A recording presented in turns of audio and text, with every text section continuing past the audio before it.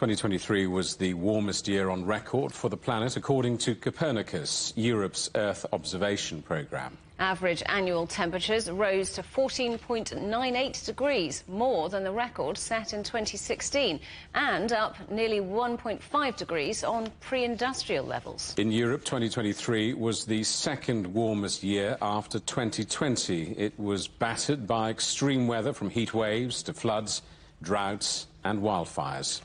Global warming is shrinking sea ice at its fastest rate. The amount of sea ice in the Antarctic reached an all-time low in February, while the Arctic reached its sixth lowest level in September. And greenhouse gases from burning fossil fuels and wildfires continued to build up, with the concentrations of carbon dioxide and methane reaching their highest levels ever. Samantha Burgess is Deputy Director of the Copernicus Climate Change Service. 2023 was an exceptional year, with climate records tumbling like dominoes. Not only is 2023 the warmest year on record, it is also the first year with all days over 1 degree warmer than the pre-industrial period. Temperatures during 2023 likely exceeded those of any period in at least the last 100,000 years.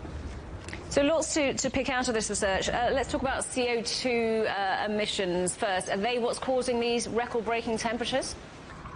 Yes, in a large part. So the largest contribution to anthropogenic global warming, or global warming caused by people, is the greenhouse gas concentrations in the atmosphere.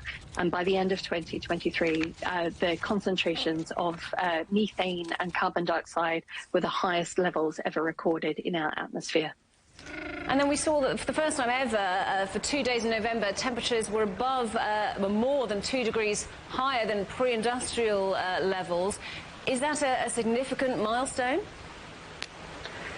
Yes and no. So in isolation, a day or two above 2 degrees doesn't matter, but we're tracking the climate very closely. What does matter is when these records of above 1.5 degrees happen for days at a time. Those days become weeks, months, years. And we ended 2023 at 1.48 degrees Celsius above pre-industrial. So we're likely to exceed 1.5 degrees by the end of January or the end of February. And we also saw a rise in sea temperatures, more melting polar ice caps. What could that mean? So the ocean has absorbed 90% of the excess heat from human-caused climate change. And normally there's a cycle of ocean temperatures, but what we saw in 2023 was that this cycle was disrupted. So normally the maximum temperature is in March, at the end of the southern hemisphere summer, due to solar radiation hitting the surface of the ocean. But instead, the temperatures continue to increase throughout the year, and we're at record levels from April right through to December. So this means that the chemistry, the physics, and the biology of the ocean is changing in response to those warmer temperatures. So what's the near-term forecast then? Can we expect things to improve, or does 2024 look the same or perhaps even worse? The start of 2024 looks very similar. So January has been very warm, in part due to the high ocean temperatures and in part due to the ongoing El Niño event. That El Niño event is likely to peak either this month or next month, and then there's a slight lag with global temperatures continuing to go upwards at the end of the El Niño event. So we're likely for the first quarter to half of this year to be similar to last year in terms of much warmer than average.